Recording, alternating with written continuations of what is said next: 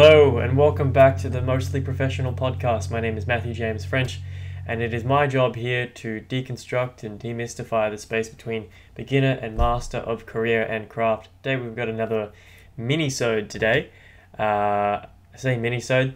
I don't think these mini-sodes are going to be very short. I think they're more so just me on my own. Here I go again on my own. So today I've got a topic I've been really interested in exploring a bit deeper. It is experimenting with your look. Now what I mean by that is your fashion, style, non-permanent cosmetic changes to your body, basically your hair and makeup and grooming and stuff, and then longer term changes. So let's just jump right into it. So what can you experiment with in terms of your look? And for those listening on the audio, I did air quotes on look. So it's a few things. So maybe what you wear.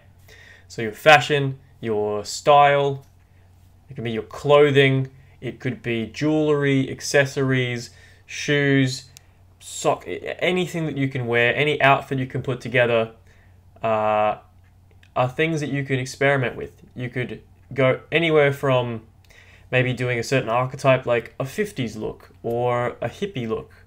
And this sounds really silly and sort of like stereotypical, but they're places to start. I mean, there are some stereotypes of look for a reason. All my friends in school who were metalheads look like metalheads. Sorry guys, I love you. And quite frankly, your long hair was fucking sick. So that's some things in terms of clothing and accessories. Now, this is a very dry way of putting it, but non-permanent cosmetic changes. And what I mean by that is basically things like your hair, or if you're able to grow one, which I'm very, very glad that I'm able to nowadays, grow your beard, or your grooming.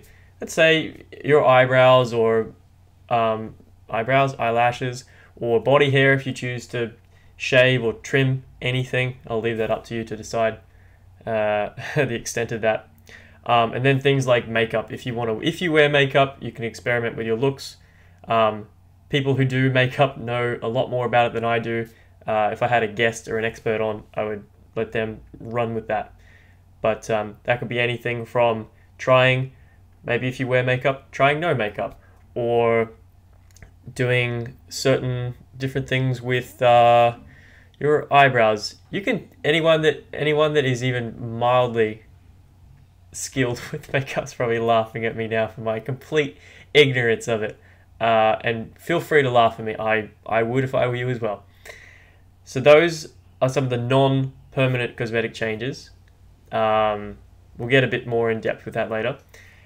Now there are things that I would coin longer term changes, and these are things that are going to require a lot more effort, a lot more time, and are sometimes either irreversible or take a long time to. Now that sounds really scary and bad, but that can be anything from piercings, tattoos, tanning, surgery if you so choose.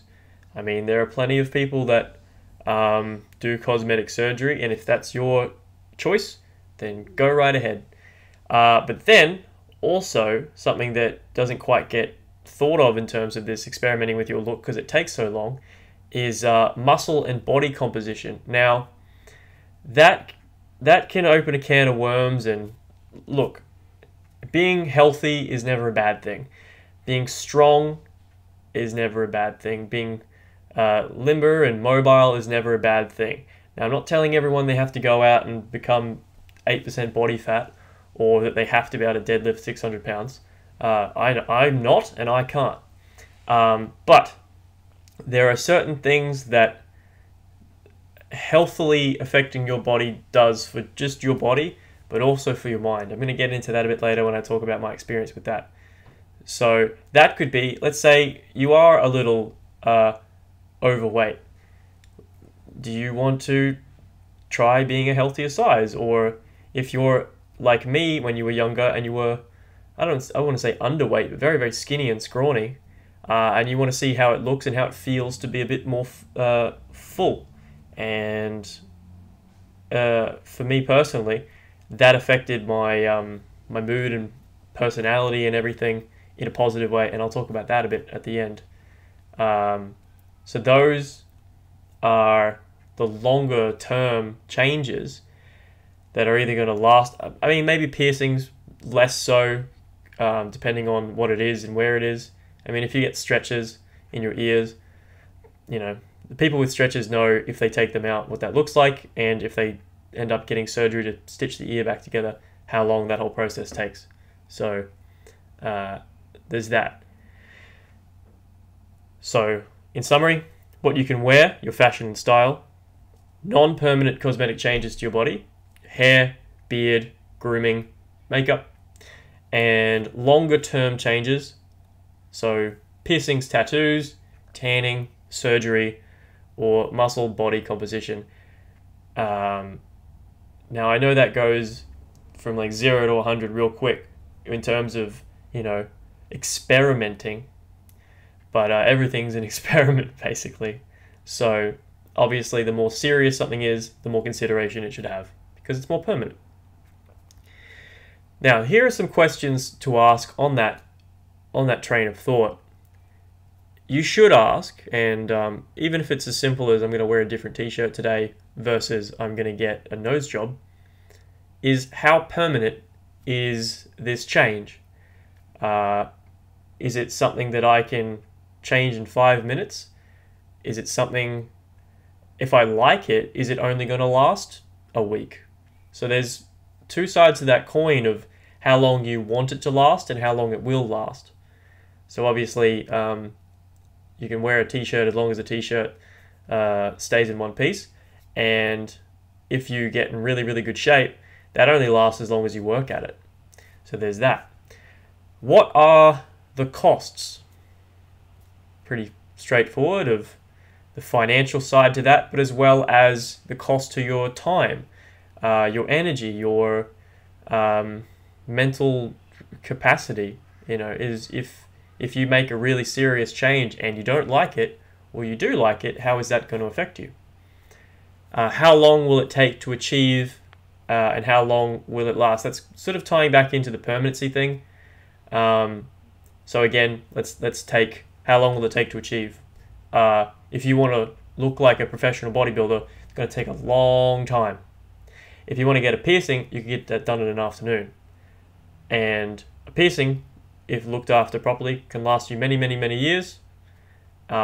Likewise, if you are in really good shape, that can last you a long time if you work at it, but it takes more energy. And that ties into the last thing of what maintenance is involved. So let's say you find the perfect pair of jeans and they don't sell them anymore, and they make you look really good, you feel really confident in them, yada, yada, yada. You should probably take better care of those. You should take care of all your things anyway, so that it lasts the distance, so that you don't have to worry about that. Likewise, the maintenance in a tattoo. Make sure that you have it cleaned and touched up later if you really like it. I mean, that might take several years, but that's a piece of maintenance. You know, I've seen tattoos on people in their 50s and 60s, and they get kind of faded. Now, my friends in my demographic that are listening to this are probably in their 20s. That's fine, but it's something to keep in mind. Now, you might ask, why? Why experiment with your look at all? Why are you talking about all these really extreme things? Well, I don't think they're extreme. I just think I don't think they're all extreme. I think it's a scale. And there are some people who are going to think about the more serious end, but they think about it more seriously, because all of us probably go, what do I feel like wearing today? And that's a part of this as well. It's just a less extreme version of it. Now, why experiment with your look? Well, for me, I'm a performer, I'm an actor, and my body, my voice, and to an extent my personality are my product. So there's a certain way that I come across no matter what I do about it, but there are certain things that I can do to adjust that perception, or more importantly, become more versatile. That's a big thing about this experimentation, is versatility. If you've never shaved your head, you probably don't know what you're going to look like with a shaved head. Maybe you would look right for a role as a soldier or a cop or something. Or maybe if you've never grown your hair out long and given yourself dreadlocks or something, then you don't know if you could, not for me, because I am pale as snow, but if you're of the right kind of descent, then maybe you could play Bob Marley one day. Who knows? With common sense about that casting, of course. And with that experimentation, you find new ways to express yourself. I'm not someone that super duper expresses myself through fashion, but I know a lot of people do. Obviously, people with tattoos definitely do. But with me, you know, there's things that I do now that are a result of some of this experimentation, like the way I like to have my hair, the way I like to have my beard. Having a beard, I'm a bit self-conscious about my little baby face. And I don't know, even weird simple things like the fact that I tuck most of my shirts and I have my pants slightly high and I roll the hems of my sleeves on my shirts and my pants. I like wearing long socks. I like having colorful, fancy designs on my socks. I like a fairly minimal wardrobe, although I don't think it's as minimal as it could be. And I don't have any tattoos yet, partially because if I get one, I'm just concerned about casting. I'd like them. There's like 15 I want. If I was a musician, I probably would have got them already if I could afford them. So there's elements of self-expression for me. And you know, for you, where that comes in. And this all kind of ties in to creating versus finding yourself. Now, I think that there is some merit to the idea of finding yourself, but I put more weight on the idea of creating yourself. And I think that you can create yourself through partly experimentations like these. You can create your style. You could create your personality. You could create things about you that are a result of your direct action. I think finding yourself comes across as a bit of a discovery. I think there are things that you find out about yourself. I'm sure that that's the case for people that find out things about, you know, their preferences or maybe things like their sexuality. You know, those things are predetermined and they discover that about themselves. But otherwise, I think that there are lots of things that you can create about yourself. Like, you might think that you're not strong physically, but until you create that possibility for yourself and do things that a strong person does, then you go after that. That was the case for me with my physical stuff. And lastly, which is very, very relevant for performers, especially actors, is the act of bravery, courage, and discomfort. This is a story. When I was younger, I don't remember how old. I was a teenager, I'm pretty sure, and I realized that, you know, older men, which I would turn into at some point, a lot of them go bald. And luckily, my grandfather and my father both have pretty good heads of hair on them, so I thought I probably am not going to go bald myself. However, I would rather make the choice to shave my head to see what it's like, then wait till I'm 45 and thinning, and then have a comb over and try and delay the inevitable and all that. So I can't remember when I first shaved my head, but and I'll try it. For the people that are listening on the audio, I think throughout this, future Matt, who's editing this, is gonna throw up photos every now and then. But yeah, when I first shaved my head, I did it myself. I actually don't think I've ever had anyone else shave my head. I've done it all my own, which is a whole different step in the head shaving journey. But I shaved my own head, had a buzz cut. It felt weird. It felt cool. It felt great. It looked... I found out the shape of my skull was not how I thought it was, and all these things. So it was this big journey. And I've shaved my head a few times. I'm going to put up on the screen now here my favorite headshot of me with a buzz cut and the thick old beard. That's my favorite look, but can't always have that. Also, this was me a few minutes later after I shaved my beard in the same place. Shout out to Ryan Hance and Maggie Shapter, who I was staying with in Melbourne. And Maggie was taking my headshots. So, yeah, so beard, no beard, big difference. Sorry for the audio, folks. That's the difference. So that was something that I had to do experimentation, and I'm very glad I did it. Now, that was an uncomfortable experience. It was a learning experience, and I'm better off for it. Likewise, when I grew my hair out really, I say really long, it was nearly at my shoulders. I'll put up a photo there. And that was just like, let's see how long it can go. Oh, here's another one. This is me with my beard. I just let it grow as long as I possibly could. And it looked kind of weird. You know, it was kind of gross, but it was for a play that I wrote called Gregory the Helper. And I wanted him to look old and ancient. I thought, I can't do that with a baby face. And luckily it all worked out that I could grow that thing. That took me like 6 months. I don't know how long, but yeah, it was pretty gnarly. So that was cool. So here are notes. Here are some notes that I just want to talk about now before I get a bit further into this. You don't have to change anything about yourself if you don't want to. You don't have to shave your head. You don't have to tattoo your back. You don't have to get butt implants, whatever. Who cares?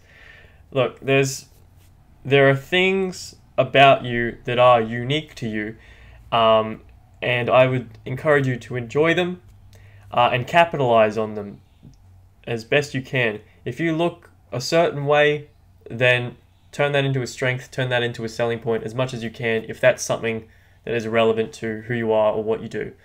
For me, I've got a bit of a young face, especially when I'm clean shaven. So for me, I do have the opportunity to play younger. I'm 23. I played a 16-year-old recently with a friend of mine for one of his web series, and I didn't like that I could play 16 because I'm like, I'm a big grown man, but I don't sound it and I don't look it with a clean-shaven face. But that's a thing that I can use in my career, and I'm getting better at accepting that.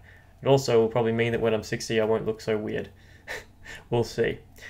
Now, on that note, versatility and diversity are fantastic, especially in the arts. Artists, especially performing artists, especially actors, have a lot of issues with self-consciousness and body image and mental health and everything like that, thinking they have to be a certain way. So now I think there are things that everyone could strive for, like being healthy and everything like that. I don't think that you can be healthy at any size, but I think that you can do your best to be healthy, how that looks for you, how that is for you. I heard a quote once, pretty sure from a manga, so I'm an absolute nerd for saying this. It was something like, there's nothing wrong with being weak, but there's something wrong with choosing to stay weak, or something like that. You could change the word weak for, you know, something else. So improve, get better, get good at life. Get good. And for me, all of this shit was just about trying something new. The good thing about your hair is it grows back. Easy as that. So, how does this relate to actors? Or performing artists, but specifically actors? One, versatility. If you can look different, then that gives you the advantage of maybe playing different kinds of people. That could be to do with age, That could be to do with the way you come off.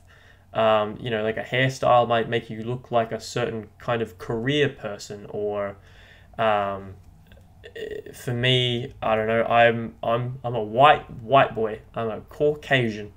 And for me, when I've been skinnier, I look a little like East European.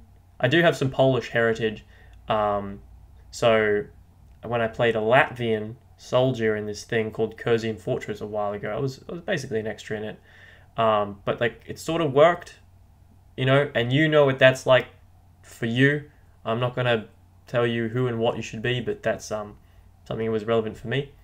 Or when I had longer hair, and I haven't done it in a while, but I paint my nails sometimes, just like black or blue or something.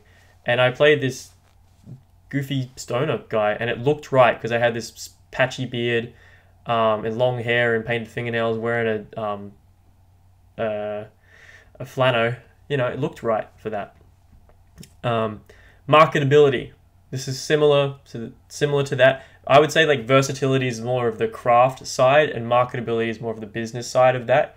So maybe you can market yourself as something so that you can get the work doing the versatility, but for you, on your end, maybe the versatility comes in with trying something different with your look for a self-tape, and the marketability is something that your agent can actually feasibly show you off as.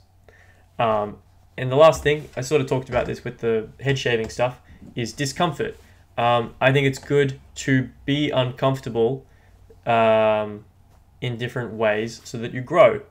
That might be trying a different look. It might be doing something you've never done before. Or saying maybe you're afraid of getting a tattoo, even if it's something that people will never see because it's on your foot or something. But doing that despite being uncomfortable, and then going further as a result of that. That'd be cool. That's one of the reasons I haven't got a tattoo yet. And it's something that I want to change. Be uncomfortable and get better. Grow. Now, in terms of more practical, pragmatic things, specifically for actors, here are some things that you may want to do or may have to do. So you might want to update or reorganize your photos. So let's say you completely change your... I'm going to keep harping on this. Let's say you shave your head. Okay, you're probably going to need to update your photos. Probably going to need to reorganize them so that everything's current across all your things, your Showcast, Star Now, casting networks, Facebook, whatever the thing, Instagram, whatever the things that you use are. And likewise, with your show reel, if you're doing a scene or if you've got a film with that in it, update that with that look, especially if it's recent. Or what I found really cool with my show reel is that I was lucky enough that I had, I think it was 3 different projects where I looked fairly different in terms of look for those. So I had like the best of both worlds. The look was slightly different, the tone of the film was slightly different, so there were like incidental versatility points thrown in there. Now, there's probably more to that, like going back to considering questions to ask. How permanent is this change? You know, it's all well and good if you have long hair and you want to play a soldier and shave your head, but then let's say there's the, you know, the new Viking documentary that you've been put forward for after that, and they were expecting you to have long hair. All this kind of stuff, it's tricky to do with permanency. What are the costs? Can you afford it? Actors typically, unless you're at the tippity top, you're not making heaps of money. So, you know, is it better to pay for your rent, or is it better to pay for a tattoo? How long will it take to achieve, and how long will it last? And maintenance, can you keep this up? This is especially true for dieting. Now, there's a pressure for women and men on screen to alter their bodies in certain ways. Basically, every dude on screen who's a superhero has to be jacked as hell. And that, especially if you've ever listened to Hugh Jackman talk about that, it is unpleasant. There's a lot of training, a lot of strict dieting, basically starvation, sometimes fasting, water deprivation, and things to look a certain way on camera. You might look great on camera, like Hugh Jackman in the Wolverine, but he talks about like how horrible he felt. Fun fact: bodybuilders, when they're in competition on stage, that's actually the weakest they are, because they are starved and either not drinking any water, or there's some weird thing that some weird things they have to do with their body to make it look a certain way, and they look awesome. As opposed to something like a power lifter who might have a bit of a power gut, but they're like pretty good to go always, but they might be a bit chunky. So that's something to consider, is how it feels. You know, with all the superhero movies out at the moment and are going to be on for the coming future, there's a slim chance that you could play a superhero at some point. I'd like to. It'd be fucking awesome. But, you know, those people are going to have to do some interesting things with and to their bodies to make them look that way.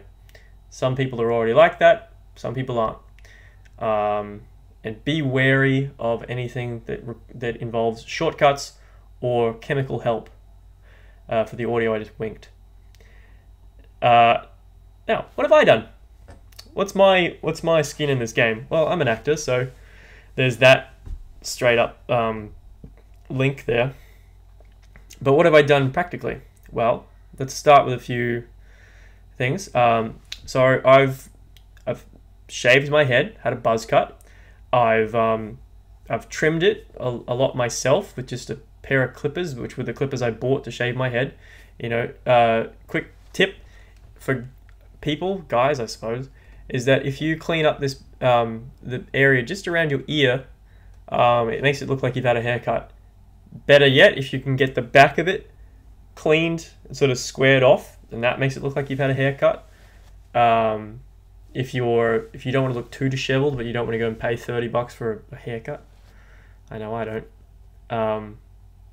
And I grew my hair out really long, just to see. I just let it grow as long as I could without having to shave it for a roll. Ultimately, the roll I cut it for was not the best, but luckily it didn't really matter in the long run. Here's some photos of that on the screen. My beard. So I've been lucky that I've kind of been able to grow a full beard, sort of, since maybe like 1920. not the year 1920, since I was 19, 20 years old. And I typically just let it grow until I have to shave it for a roll, partially because shaving's really uncomfortable for me, I'm sure for anybody, honestly. And I like having a beard. I like how it looks. I will say that if I want to look clean shaven, it is because I'm playing a really young character, typically a teenager or a teenager, or someone who's supposed to look young and naive. If I want to have stubble, I will typically fairly clean shave my neck. It looks neat to have the sort of jawline for me. And then when I have a fuller beard growing out, sometimes I'll let the neck grow a little bit, but it always looks better when it's just on your face. And then there was a period where I grew my beard out as long as it was, and it was like 7 or 8 centimeters long. I'm not really sure how long it was, but I let the neck grow out, and that's where the volume comes from. If you've ever seen anyone with a big bushy beard, the volume comes from the neck, not the face, weirdly enough. And every time I shave my face, I typically just screw around in some way. I'll see what I look like with mutton chops. I'll see what I look like with a goatee, just a mustache. Recently I did one where I had like a Fred Durst soul patch chin strap thing, and just to see what that looked like, and it looked goofy as hell. But because I have a young face, unless I have some facial hair, I look really goddamn young. Like, I don't look like I'm in my 20s, which is that tricky thing for actors. You know, how do they look on screen? You know, it's not actually that you're 23, it's that you look 19. You know, it's a believability type thing. Now with what else have I done? there was a period in 2015, I believe it was, that I had not what I would call, because it wasn't diagnosed, but I would have what I would call a bit of an eating disorder, and I was starving myself and just trying to lose weight. Now, at the moment, as of this moment, I'm about 62, 63 kilos. I'm 173 centimeters tall, so like I look normal. But at the time, you know, still the same height, but I was starving myself down nearly to 50 kilos. I was like, I guess I was anorexic, but I don't know because I wasn't diagnosed. But I was forcefully not eating. I was actually smoking a lot at the time too. I'll see if I can find a photo there, which I don't like that I like the photo, because I like that it makes me look all skeletal and kind of spooky, but I was not healthy. I was sick. It was very sick. But if that's what you look like normally, then okay, there you go.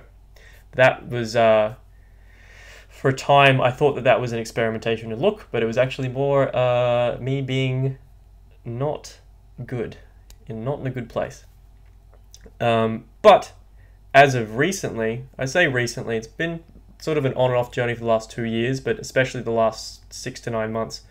I've been really enjoying trying to get really strong and trying to put on weight, like healthy weight, put on muscle, and bulking and everything. And it's been a great experimentation in trying new things and movement and diet. It's had a really positive effect on my mood when I train. I love doing it. You know, I feel like I look better. It's had a good effect on my posture, which is a way you look as well, and an effect on my personality. If you're physically strong and healthy, not only do you physically hold yourself up a different way, but that in turn affects your mentality of how you feel about yourself. Like, I'm strong and upright, you know? There's a reason that people who don't feel good slouch over and are, as the word means in 2 ways, depressed, you know, depressed down. And this is not a bag on anyone who is clinically diagnosed as being depressed, but likewise, they are linked. The postural, personality, mental health, status things. That being said, not everyone who's big and strong and muscular is happy. It can be a crutch. But for me, feels good. I feel like I look better. I feel better about myself. And that probably wouldn't have happened unless I went to that dark place. I don't know. But go squat. It's good for you. And what else have I done? Well, obviously I had to update my reel and my photos. Because I've had a bit of a different look in every set of photos. They look really, really different. And with my reel, as I mentioned before, I tried to make it so that I had incidental different looks in each clip. For example, like one with long hair, one with short hair, one with my kind of young face. Now, I've got some thoughts on tattoos. I really want them. I would probably have heaps of them if I wasn't an actor. When I was younger, I made this chart. It was like an outline of a human body, front and back, and I put all these like little images on it.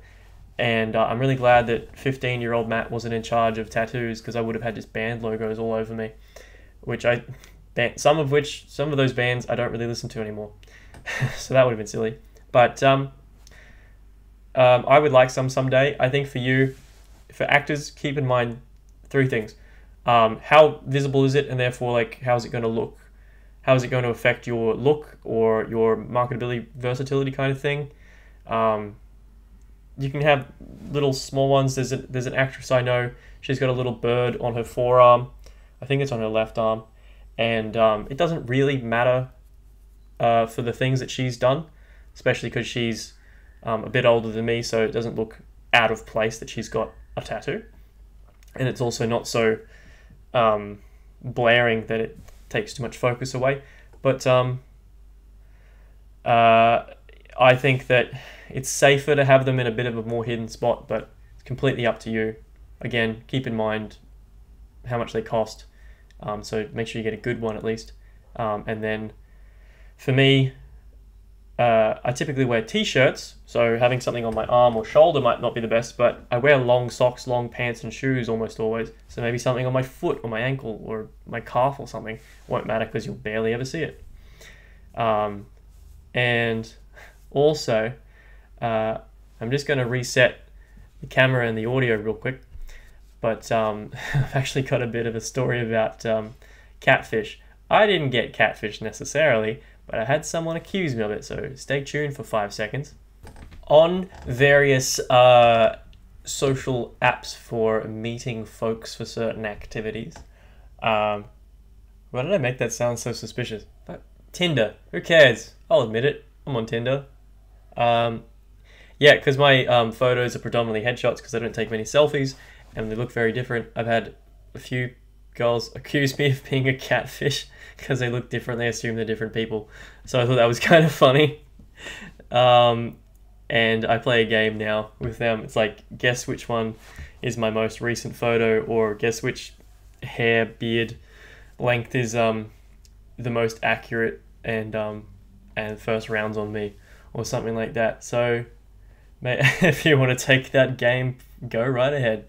And for everyone watching, I guess this is what I look like right now as of I'm recording this on April 2nd 2019, and I don't know when this will be up soon.